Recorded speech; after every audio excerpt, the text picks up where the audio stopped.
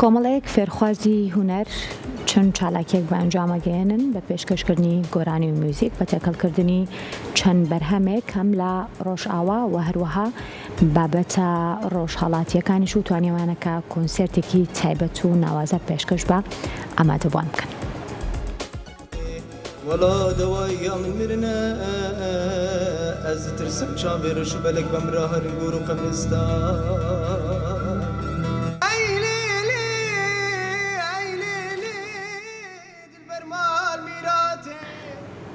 لە چوارچێوەی پرۆژەی هێلان پەیمانگەی گۆتا بە مانگی سێڤگەلەری لە فێرگەی فرێمینگ بۆ وێنەی ڕۆژنامەوانی کۆنسێرتێکی مۆسیقای بۆ ژمارەیەک لە خوێندکارانی کۆلێژی هونەرە جوانەکان ڕێکخست. سەرپەرشتیاری تیپە هونەریەکە ڕایگەیاند. چەند جارێکە بەشدار دەبین لەم پرۆژێ و هەوڵمانداوە بە تێکەڵکردنی میوزیکی کوردی و جیهانی. میوزیکی گۆرانی ڕەسەنی کوردی بە بەرگێکی نوێ بەردەوامی پێ بدرێت و زیندوش بکرێتەوە.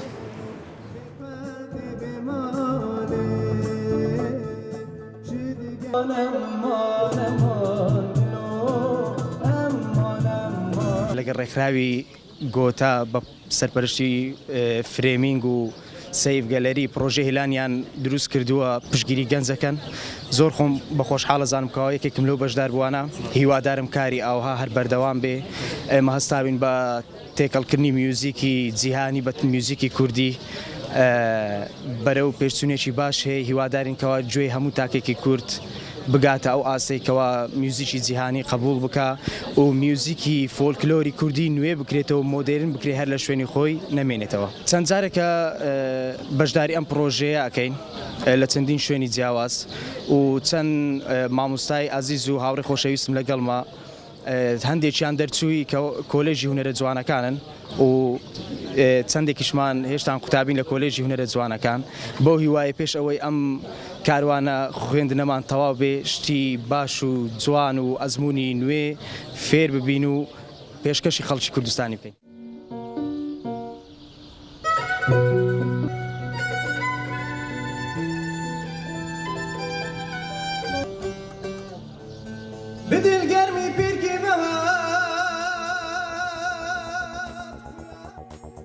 کتێبی تونەلی پەڕینەوە بۆ نەمری لە نووسینی ڕووناک کاکە محەممەد دیارە ئەم کتێبە ماوەیەک لەمەوبەر نووسەر بڵاوی کردەوە و بە خۆشحاڵیەوە لە چەندین مەراسیمی جیاجایە لە بەشێک لە شارەکانی هەرێمی کوردستانە چەندین با بڵێن چاپی لێ بڵاو کرایەوە و توانراکە بڵین خوێندنەوەیکی باشی بۆ بکرێت و لەگەڵەوەشە خەڵکانێکی زۆر لە دوای خوێندنەوەی کتێبەکەوە باسییان لە ناوەڕۆکی کتێبەکە و گرنگی ناوەڕۆکی کتێبەکە کرد بۆ نێو کتێبخانەی کوردی بە خۆشحاڵیەوە ئەم کتێبە لە مەراسیمێکی شایستەیە گەیشتە شاری هەولێر و خوێنەرانی ئەو شارە ئەزیزەش پێ ئاشنا بوون.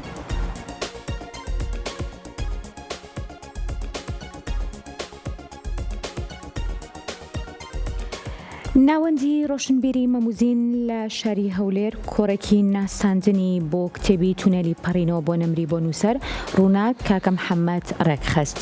لە لێدوانێکدا نووسەری ناوبراوتی لە شارەکانی دیکە هەرێمی کوردستانیش ئەم کتێبە ناساندنی بۆ کراوە و زیاتر لە 1000 دانەی لێ چاپ کراوە. لەباری ناوەڕۆکی کتێبەکەی ئاماژەی بۆ کرد بە پشتبەستن بە سەرچاوە زانستیەکان باس لە تێڕوانینی مرۆڤ بۆ ژیان و زیندووبوونەوەی ڕۆحەکان دوای مردن دەکات.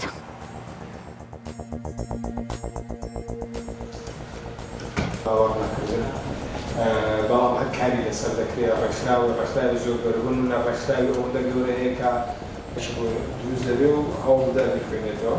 هیوادارم نووسەران کە ئەوەندە بە ئاسانی ناوەڕۆکی کتێبەکان من وەک نووسەر و وەرگێڕی کتێبی تونێلی پەڕینەوە بۆ مردن بەڵگا بۆ سەلماندنی زیندوێتی پاش مردن کە ئێستا ناساندنی بۆ ئەکرێت لە چەند شار و شارۆچکەیەک ناساندنم بۆ کردەوە و پێشم خۆش بوو بێتە هەولێر و خوێنەرانی هەولێر لەم بابەتە ناوازەیە بێبەش نەبن. ڕاستی بابەتی کتێبەکە بابەتێکی زۆر ناوازە و تازەیە بەنسبەت ئێمەوە تازەیە لە دنیاە 200 کتێب زیاتری بە ئینگلیزی لەسرە پزیشکەکان چەنەها کتێبیان لەسەر نووسیوە بەڵام بەنسبەت خوێنەری کوردەوە تا ڕادەیەکی زۆر تازەیە. بابەتەکە بۆچی ئەڵم ناوازەیە لەبەرەوەی بابەتێکە زیاتر پەیوەندی بە میتافیزیکەوە هەیە، پەیوەندی بە ڕوحەوە هەیە، پەیوەندی بە خوێندنەوەیەکی نوێوە هەیە بۆ چەمکی زیندووبوونەوە خودا دوور و نزیک ئاین پەیوەندی بە ئاینەوە نییە بەڵام ئەتوانرێ بکرێ بە پاڵپشتێک بۆ ئاین لەبەرەوەی ئەمە تا ڕادێکی زۆر باوەڕ لە لای مرۆڤ دروستەکات بە زیندوێتی پاشمردن. بابەتەکان ئەوەن زیندوێتی پاشمردن.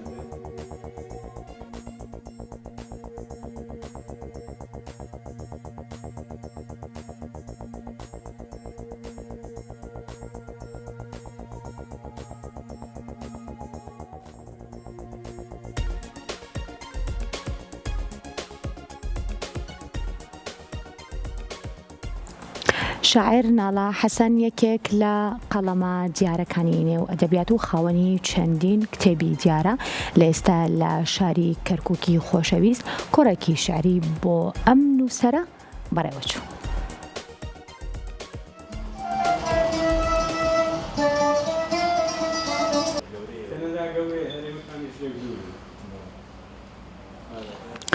لە هۆڵی ناوەندی ڕۆشنبیری دیالۆگ لە شاری کەرکووک بە ئامادەبوونی ژمارەیەک لە هونەرمەندان و ڕۆشنبیران کۆڕی شعری هەشق و شعر لە ئامێزی نیشتیماندا بۆ شاعیر ناڵا حەسەن ڕێکخرا کە خاوەنی 23 کتێبی چاپکراوە و بەشێکی زۆریشیان لە بواری شعردان بڕیاری شەو شاعرە لە هەموو شارەکانی دیکەش زنجیرە کۆڕ ساز بکات.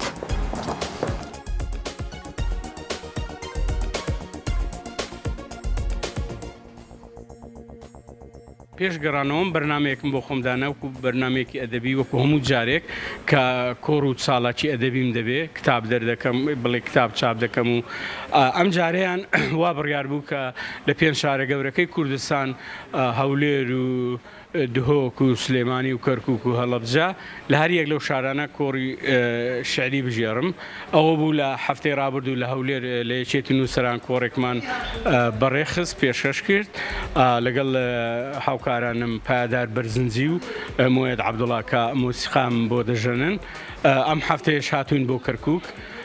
من لە تەمەنی ئەزمموی شعریم و نووسینم تا ئێستا 23 کتابم بڵاو کردوێتەوە زۆربەیان شعرن.